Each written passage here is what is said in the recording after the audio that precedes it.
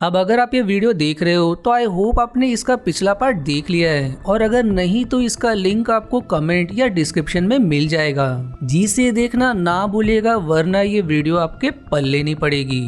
अब एपिसोड 9 की शुरुआत में कैटी अपने हाथ में चिप लिए हुए होती है और फिर उसे अपने पास के कुछ विजन्स आने लगते हैं, जिसमें कैटी एक जलती हुई कार के सामने खड़ी होती है। जो सब याद आने पर कैटी इतना ज्यादा डिस्टर्ब हो जाती है कि किसी को उसका पास पता ना चले, इसलिए वो उस चिप को तोड़ देती है। और तभी वहाँ पर शुन और लाना भी आ जाते हैं और वो कैटी को चिप को नष्ट करते हुए देख लेते हैं, जिससे उन्हें पूरा विश्वास हो जाता है कि कैटी इन्फेक्टेड है। पर कैटी उन्हें समझाने की कोशिश करती है कि वो इन्फेक्टेड नहीं है, लेकिन वो दोनों उस पर यकीन नहीं करते।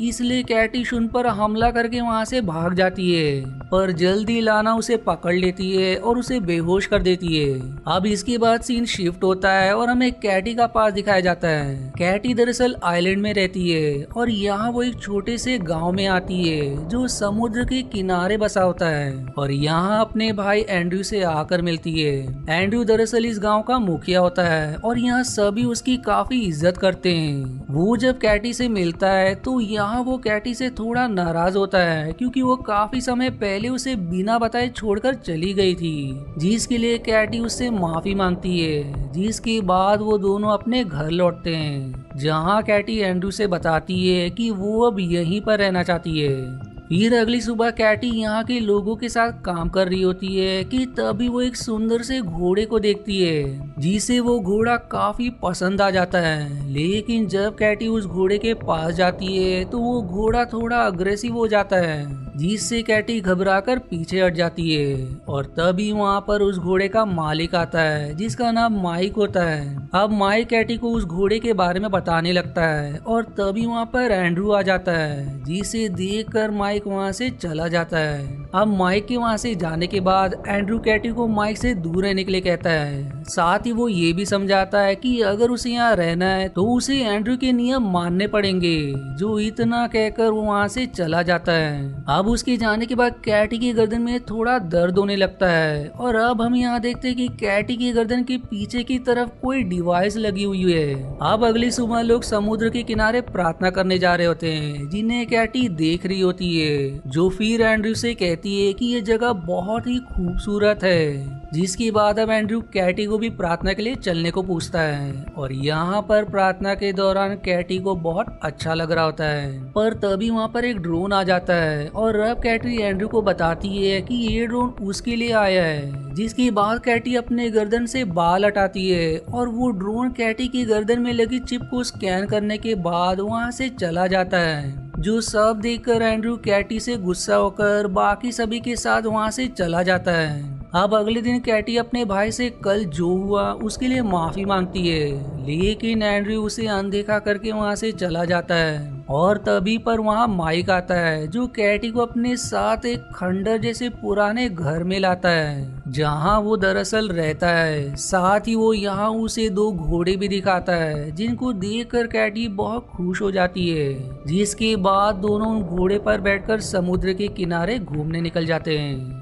और यहाँ पर कैटी बहुत तेज घोड़े को भगा रही होती है, जिससे अंत में उसका बैलेंस बिगड़ जाता है और वो घोड़े से बुरी तरह नीचे गिरकर बेहोश हो जाती है। और अब जब उसे होश आता है तो वो अपने घर पर होती है। यहाँ फिर कैटी एंड्रयू से माइक के बारे में पूछती है, जिस पर एंड्रयू उसे बताता है कि उसने माइक को गाँव से बाहर निकाल दिया है। जो जानकर कैटी एंड्रयू से झगड़ा करने लगती है। वो अब एंड्रयू से कहती है कि तुम कभी नहीं चाहते थे कि मैं तुम्हारे पास वापस आऊं। जिस पर एंड्रयू कहता है कि तुम छोटी बच्ची थी जब तुमने उस वैन को जला दिया, जबकि तुम जानती थी कि वो लड़का उसके अंदर था। जिसके जवाब में वो कहती कि ये सब मैंने तुम्हारे लिए किया, क्योंकि उसने तुम्हारी जिंदगी बर्बाद कर दी थी। मैं ऐसा नहीं करना चाहती थी, लेकिन मुझे ऐसा करना ही पड़ा, वो भी सिर्फ तुम्हारे लिए। फिर आखिर में कैटी एंड्रयू से सवाल करती है कि मैंने जो पास में किया उसके लिए क्या तुम मुझे माफ कर सकते हो। जिसके जवाब में वो कहता है कि मैं नहीं कर सकता।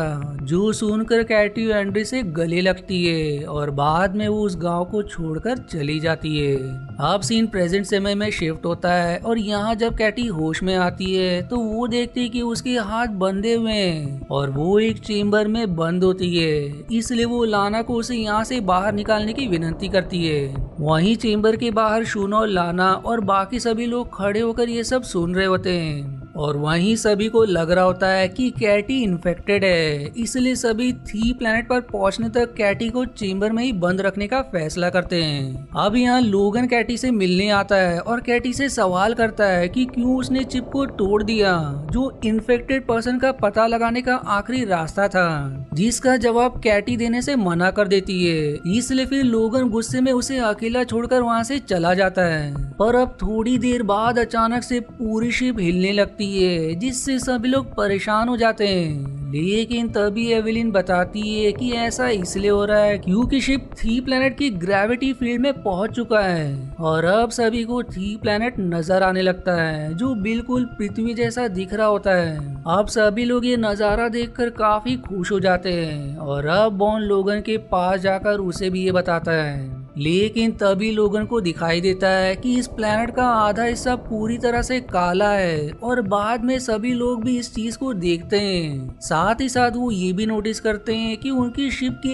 एक हिस्से में कोई मशीन एक्टिवेट हो गई है। इसलिए सभी शिप के उस हिस्से में पहुंचते हैं जहां पर मशीन एक्टिवेट हुई है और दरवाजा खुलने पर सभी देखते हैं कि ये एक बड़ी सी हाईटेक मशीन होती है जो देखते ही देखते पूरी शिप को कंट्रोल करने लगती है, जिससे शिप में प्रोटोकॉल 47 एक्टिवेट हो जाता है, जिसके बारे में किसी को कुछ पता ही नहीं होता।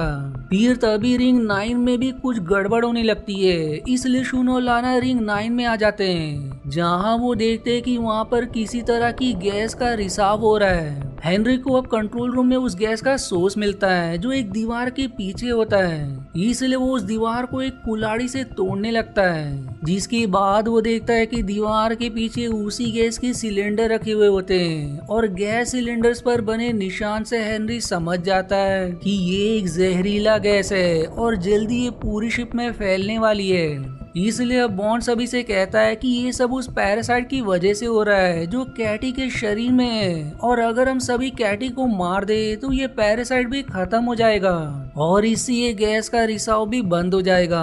अब थोड़ी देर सोचने के बाद शून भी बॉन्ड की बात से सहमत हो जाता है क्योंकि अगर गैस का रिसाव बंद नहीं हुआ तो शिप में सभी लोग मारे जाएंगे। लेकिन तभी वो देखता है कि लोगन यहाँ से गायब है क्योंकि लोगन कैटी की जान बचाने के लिए उसे चेम्बर से निकालकर अपने साथ ले जाता है और अब सभी लोग लोगन और कैटी को ढूंढने लगते हैं। लेकिन लाना कैटी की जान लेने से मना कर देती है, जिसके बाद शून और बॉन्ड गन लेकर कैटी को ढूंढने लगते हैं। अब देखते ही देखते ये दोनों लोगन और कैटी को ढूंढ लेते हैं और उनका पीछा करने लगते हैं और फिर थोड़ी देर बाद वो लोगन और कैटी को पकड़ लेते हैं। अब इस दौरान कैटी उन्हें बताती है कि वो नहीं चाहती थी कि किसी को भी उसके पास के बारे में पता चले, इसलिए उसने चिप को तोड़ दिया।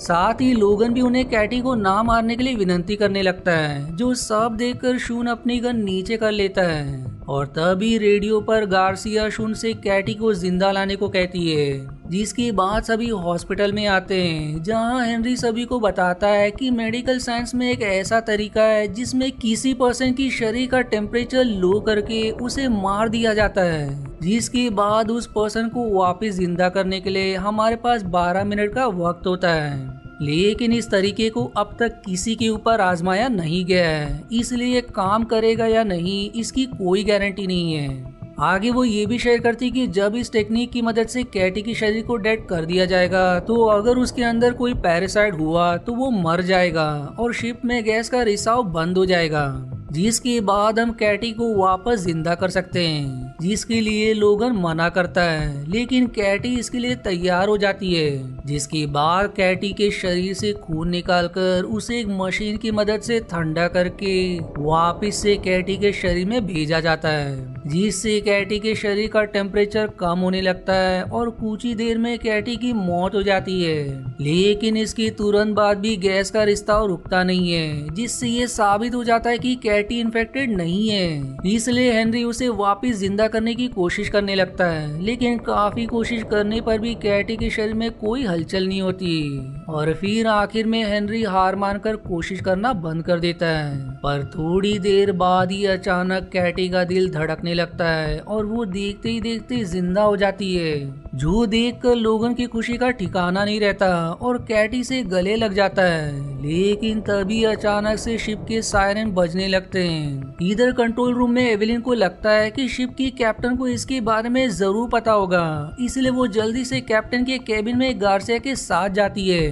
दूसरी तरफ शून को एक आइडिया आता है और वो सभी को बताता है कि अगर हम सभी ऑक्सीजन सिलेंडर्स की मदद से सांस ले तो हवा में फैली हुई जहरीली गैस का हम पर कोई इफेक्ट नहीं होगा। इसलिए अब शून, लाना और हेनरी शिप पर ऑक्सीजन सिलेंडर्स ढूंढने निकल जाते हैं। वहीं दूसरी तरफ कैप्टन के केबिन में गार्सिया को एक टैबलेट मिलता है, जिसे ऑन करने पर उन्हें थी के सोलर सिस्टम का होलोग्राम दिखाई देने लगता है। लेकिन एवेलिन को इस सोलर सिस्टम में एक आयरिस नाम का प्लैनेट दिखाई देता है, जिस पर उसे ये काफी अजीब लगता है, क्योंकि मिशन के दौरान किसी भी क्रू मेंबर को इस आयरिस प्लैनेट के बारे में नहीं बताया गया था। इसलिए अब वो टैबलेट में और भी जानकारी ढूंढने लगती है, जिससे फिर उसे उसमें क्लासिफाइड फाइल मिलती है, जिसमें उन क्रू मेंबर्स की जानकारी होती है जो इससे पहले आयरिस प्लैनेट पर गए थे, लेकिन उनमें से कोई भी जिंदा वापस नहीं लौटा था।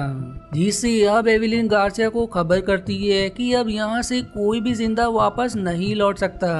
और इधर कंट्रोल रूम में हमें कैटी और लोगन को दिखाया जाता है, जो एक दूसरे के हाथ पकड़े हुए सामने थी प्लैनेट को देख रहे होते हैं। और इसी मिस्टीरियस सीन के साथ ये एपिसोड यहीं समाप्त हो जाती है। अब अगर आपको इसका अगला पार्ट देखना है तो इसका लिंक या तो आपको कमेंट या डिस्क्रिप्शन में मिल जाएगा, और अगर नहीं तो इसका अगला पार्ट मैं जल्दी पोस्ट करूंगा। इसलिए मेरे चैनल को सब्सक्राइब करना ना भूलेगा, ताकि आपसे अगला एपिसोड ना मिस हो। और वहीं अगर आपको मेरी वीडियो जरा भी पसंद आती है तो प्लीज इसे लाइक जरूर करें। और आज के वीडियो में इतना ही। आशा है आपको मेरी एक्सप्लेनेशन पसंद आई। यदि हाँ तो प्लीज वीडियो को लाइक करना और चैनल को सब्सक्राइब करके सपोर्ट करना ना भूलें। मिलते हैं अगले एक्सप्लेनेशन वीडियो में, तब तक के लिए धन्यवाद दोस्तों।